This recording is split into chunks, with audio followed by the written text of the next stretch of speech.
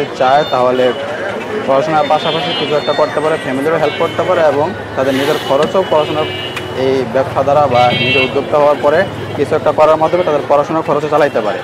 আর একেবারে যে পড়াশোনা ছেড়ে দিতে হবে, করতে পারবো না, অর্থ অভাবে ফ্যামিলি চালাইতে পারে না, এগুলা একটা বাহানা ছাড়া আর কিছুই না। মানুষ চাইলে পারে না এমন কিছুই নেই, করতে পারে, ইচ্ছা শক্তি লাগবে। আপনি লেখাপড়া শেষ করে ভবিষ্যতে কি করতে চান এমন কোনো চিন্তা আছে কিনা আপনার? চিন্তাধারা আল্লাহর রহমতে আমি চাই, আমার একটা স্বপ্ন আছে আমার ফ্যামিলির পাশে দাঁড়ানো, বড় কিছু করার। এখন আমার ওরকম কোনো চিন্তাধারা নাই যে আমি কি হব না হব।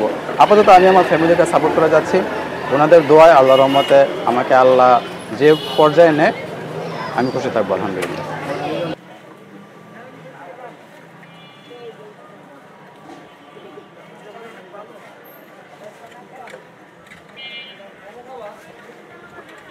না, আমি তো মূলত মাদ্রাসা স্টুডেন্ট, আর আমায় পড়াশোনা করতেছি ঠিক আছে, তবে আমার ওইরকম এখনও সুযোগটা হইতেছে না যে আমি বড় কোনো চাকরির ইন্টারভিউর জন্য বড় কোনো চাকরির জন্য প্রিপারেশন নেওয়া।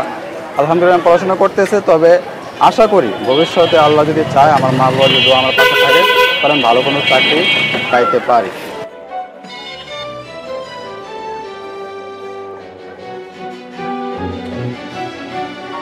আমি ইসলামী ইতিহাস নিয়ে বর্তমানে আয়োজন করতেছি। আর আমার কথা হলো যে চাকরি, মাদ্রাসা পড়াশোনা করলে যে মানুষ চাকরি পায় না বা চাকরি করতে পারে না বা ভালো কোনো কাজ পায় না তেমন কিন্তু না।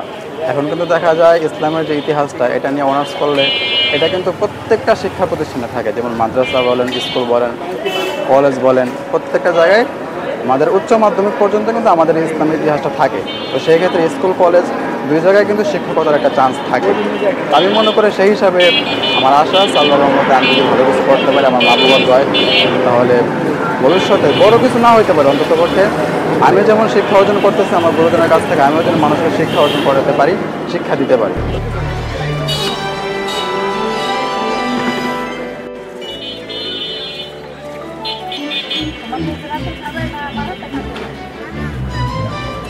নিজেই চিন্তা করলাম যে আমার বোন তিনজন, আমি এক, আমার কোনো ভাই নাই, আমার আব্বু অসুস্থ, আম্মু অসুস্থ।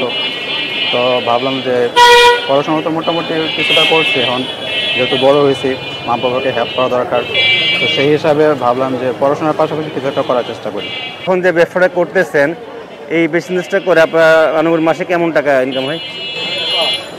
আল্লাহর রহমতে আমার নিজের খরচ, ফ্যামিলির খরচ সব কিছু বাদে আল্লাহর রহমতে এখনও আমার 20-25 এরকম থাকে। আলহামদুলিল্লাহ আল্লাহর রহমতে আমার কাছে ভালো লাগে।